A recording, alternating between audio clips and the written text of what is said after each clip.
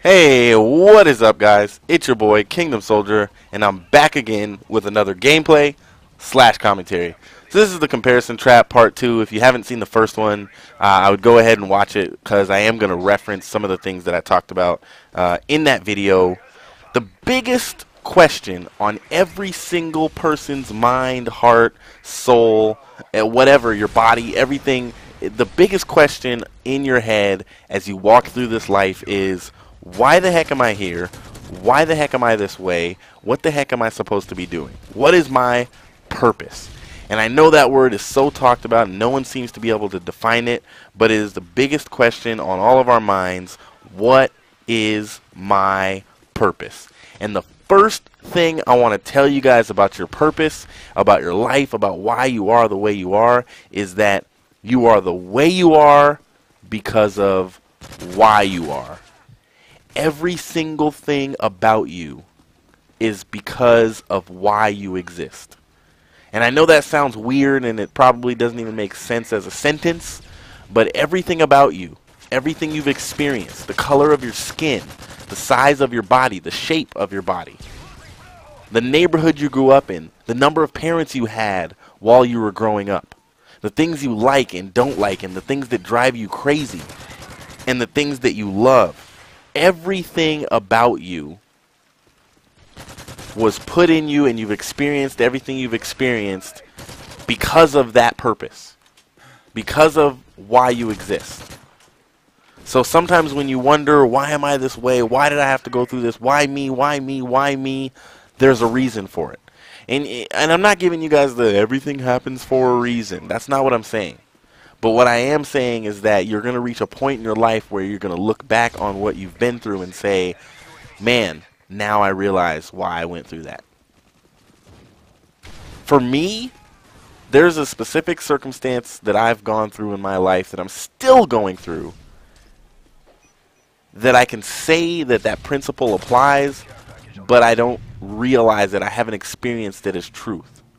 I understand that I'm the way I am because of why I am. I understand that everything about me and everything that's happened to me has to do with my reason for existence, for who I'm supposed to help or impact or influence or inspire, or how I'm supposed to help my children. But I think about everything that I've gone through, and the one thing that I still don't get is my relationship with my dad. And I know in the commentary I did about disappointment and dislikes, you know, I talked briefly about my relationship with my dad and what he did to me on a Christmas day. And if you haven't seen that, I'll put an annotation on the screen so you can watch it. But basically, he really let me down on a phone call that I had from him on Christmas Day. And I know that most of you guys that are watching this video have seen that video, so I'm not going to go into the story. But that was not... That was a nice streak right there. That was not the only time that my dad had a chance to redeem himself throughout my life. So even after that happened, my brother had gone to college at Hampton University in Virginia, and my dad happened to live right by him. He happened to live about 30 minutes away, and so they became friends, and they were talking, and my brother's a year younger than me, so he really looks up to me. And when I went to visit him, he said, if you want to go see Dad, we can go see Dad. And I hadn't seen this dude in probably about 13 years. And I hadn't talked to him ever since that day when we had that bad phone call. And so I'm like, you know what, fine, I'll go see him, you know. And I had all these crazy expectations. You know, he's going to apologize to me. He's going to cry and tell me how much he loves me and how sorry he is for what he did to me and my mom. And, you know, because I had to step up and be like him. I had to be like a dad to my brother. And so I just expected that everything was just going to be awesome. And so we're sitting at the table and we're talking, and, you know, my dad is like, hey, so what's going on with your life? And I'm like, well, I met this girl, you know, this is when I was first dating my wife. And, you know, he's like, so what are you going to do with your life? You know, I know you're not in college anymore. I was like, well, I am in college. I was like, I'm in Bible college. And he starts to laugh. He's like, you're in Bible college? And I was like, yeah, you know, I think I want to be a minister. I think that's what I want to do with my life, you know. And I've been in Bible college for about a year, and I really like it, you know. And he's like, you are going to be a minister? This dude who I've spent my entire life wondering why he doesn't love me, why he won't pick up the phone and call me, why he doesn't think about me. How can I get his attention? I'm spending my entire life thinking about, why doesn't my dad love me? Why doesn't he want to know me? And I finally sit down with him in front of his face at a table and start telling him about my life, and he laughs at me because he knew about my past, and I had been involved with some crazy stuff in California, where I had to move out of California actually because I was a bad little adolescent, I guess. When I was a teenager, I made some poor decisions, I'll say. Maybe I'll tell you guys those stories later. So my dad's laughing in my face.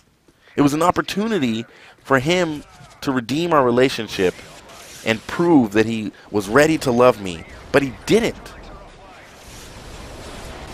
Who would have known? Who would have known at that very moment that the love that I missed, that the love that I so desperately wanted, that I would be put in a position to love 3 boys of my own the way that my dad didn't love me?